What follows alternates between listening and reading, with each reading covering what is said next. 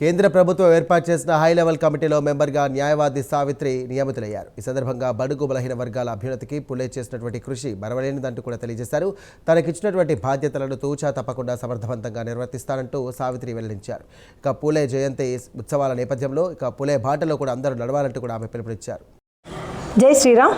మహాత్మా పూలేబా గారి పేరు వినగానే బీసీలకు, ఎస్సీ ఎస్టీలకు, బడుగు బలహీన వర్గాల ప్రజలకు ఒక వెన్నుదండగా, అంటే ఒక బలంగా చేకూర్చే పదం.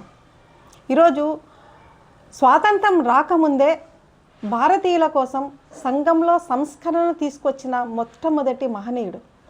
వారిని ఆదర్శంగా తీసుకొని మహిళ యొక్క విద్య ఎంత అవసరము అని తన సహచరిని విద్యకు దగ్గర చేస్తూ మహిళా స్కూల్స్ను ఓపెన్ చేసిన ఘనత మన మహాత్మా జ్యోతిబా పూలే గారిది, వారి సతీమణి సావిత్రిబా పూలే గారిది.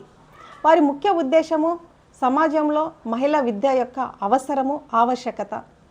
రెండవది, కుల వివక్ష అనేది లేకుండా అసమానతలను తొలగించి అంటరానితనం రూపుమాపి స్వచ్ఛమైన భారతదేశాన్ని సృష్టించాలి అని వారి ఆశయాలని ముందుకు తీసుకెళ్తూ గత 70 సంవత్సరాల నుండి పూలే ఆశయాలకు మన భారత ప్రభుత్వం కట్టుబడి వారిని గౌరవిస్తూ బీసీ, ఎస్సీ, ఎస్టీలకు అండగా నిలుస్తూ ఉన్న పెద్దలందరికీ పూలేబా జయంతి ఉత్సవాల కమిటీ మెంబర్గా ధన్యవాదాలు తెలపాలి.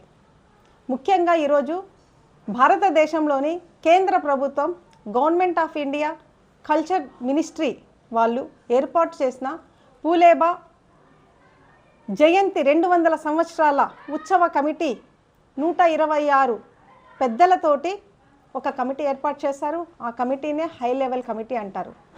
ఆ కమిటీలో దేశం మొత్తం మీద అన్ని రాష్ట్రాలలో ఉండే ముఖ్యమంత్రి వర్యులు, అలాగే గవర్నర్లు, వారితో పాటు మాజీ రాష్ట్రపతులు, కేంద్ర ముఖ్య శాఖలలో ఉన్న కేంద్ర మంత్రివర్యులు, అలాగే సుప్రీంకోర్టు మాజీ చీఫ్ జస్టిస్లు, పెద్దలు, సోషల్ యాక్టివిస్టులు అందరూ కలిసి 126 మందితో ఒక కమిటీ ఏర్పాటు చేయబడింది కేంద్ర ప్రభుత్వం.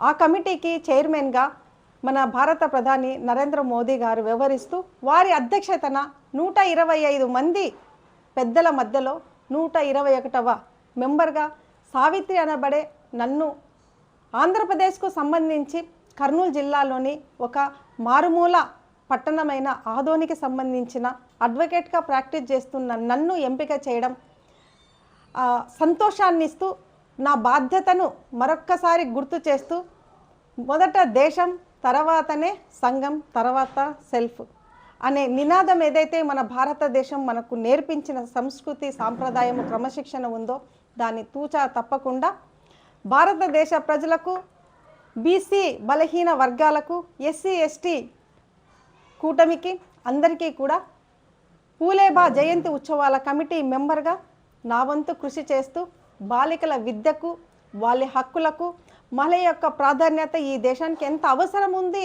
అనేది మరొక్కసారి నిరూపించడానికి, ముందడుగులో వీళ్ళందరినీ తీసుకెళ్లడానికి అవకాశం కల్పించిన సాంస్కృతిక మినిస్ట్రీ వారికి, కేంద్ర రాష్ట్ర ప్రభుత్వాల వారికి, కూటమి పెద్దలందరికీ ప్రత్యేక ధన్యవాదాలు తెలుపుతూ జై హింద్, జై భారత్.